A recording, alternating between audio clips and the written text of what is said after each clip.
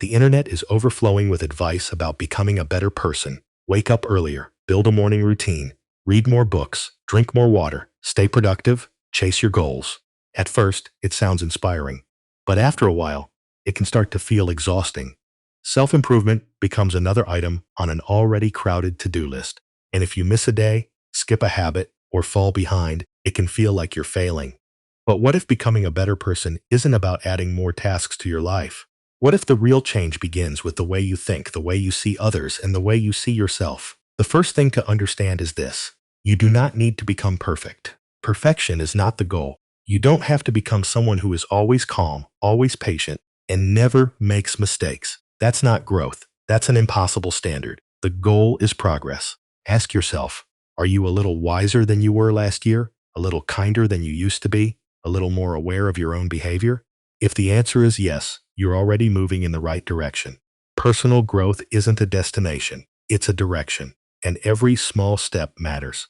Asterisk. Step 1. Replace judgment with curiosity. Human beings are quick to judge. Someone cuts us off in traffic. Someone is rude at work. Someone disagrees with our beliefs. Our minds immediately create a story about them. They're selfish, they're ignorant, they're a bad person. But what if we pause before making that judgment? What if instead we asked a different question? What might be happening in their life that I can't see? Maybe they're carrying stress we know nothing about. Maybe they're struggling with something behind closed doors. Maybe they're acting from pain rather than malice. This doesn't mean you excuse harmful behavior. It simply means you stop assuming you know the whole story. Curiosity creates space for understanding, and understanding often creates empathy. The people who grow the most are not the ones who judge the fastest.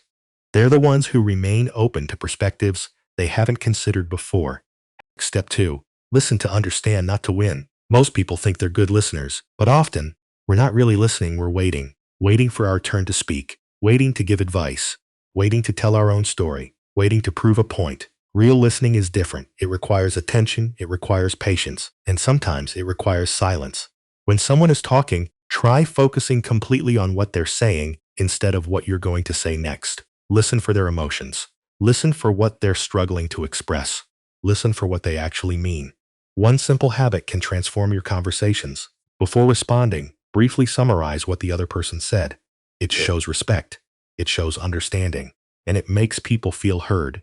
In a world where everyone wants attention, giving someone your full attention is one of the kindest things you can do. Step 3. Learn how to apologize. Well, most apologies fail because they're designed to protect the person giving them. You've probably heard statements like, "I'm sorry if you were offended," or "I'm sorry, but that's not what I meant." These aren't really apologies. They're defenses disguised as apologies. A meaningful apology does something different. It focuses on the impact rather than the intention. A sincere apology usually contains 3 parts. First, acknowledge the specific action. Second, recognize how it affected the other person. Third, explain how you plan to do better moving forward. For example, "I'm sorry I interrupted you during the meeting. I understand that it made you feel dismissed. I'll make a conscious effort to listen more carefully next time." That's accountability, and accountability builds trust. Being able to admit when you've caused harm is not a weakness. It's a sign of emotional maturity. Step 4. Get comfortable. Many people spend their lives protecting their ego. They avoid admitting mistakes. They defend opinions they no longer believe. They argue simply because they don't want to lose. But being wrong isn't something to fear. In fact, it's one of the fastest ways to grow. Every time you discover that a belief was inaccurate, you've gained something valuable, a clearer understanding of reality. Strong people aren't the ones who are always right. Strong people are the ones who are willing to change when presented with better information. Sometimes the most powerful sentence you can say is, "I never thought about it that way." Or, "You know what, you're right." Those words don't make you smaller, they make you wiser. Growth begins the moment you stop treating every disagreement like a battle. Step 5. Do the right thing when nobody is watching. Character isn't built during public moments. It's built during private ones. It's easy to act kind when people are paying attention. It's easy to be generous when you'll receive recognition. The real test is what you do when nobody knows.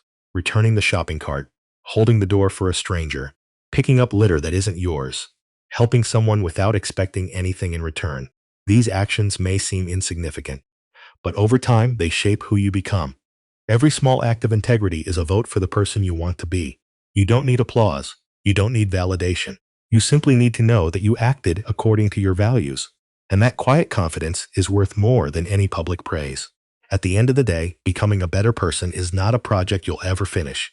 There is no final level, no perfect version of yourself waiting at the end of the road. There will be days when you're patient, and days when you're not, days when you make great decisions, and days when you make mistakes. That's part of being human. The goal is not perfection. The goal is progress.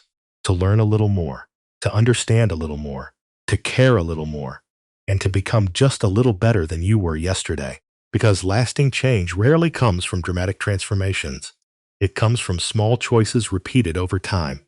A choice to be more curious, a choice to be more compassionate, a choice to be more understanding, and ultimately, a choice to become the kind of person you would want to meet. Because at the end of the day, the person you become is shaped by the choices you make when nobody is watching. Not the big moments, not the perfect moments, but the small decisions you make every single day. And those decisions have the power to transform your life over time. If you found this video helpful, make sure to leave a like and subscribe to the channel for more psychology and personal growth content. And let me know in the comments, which of these 5 steps do you think will make the biggest difference in your life? Thank you so much for watching. Take care of yourself, keep growing, and I'll see you in the next video.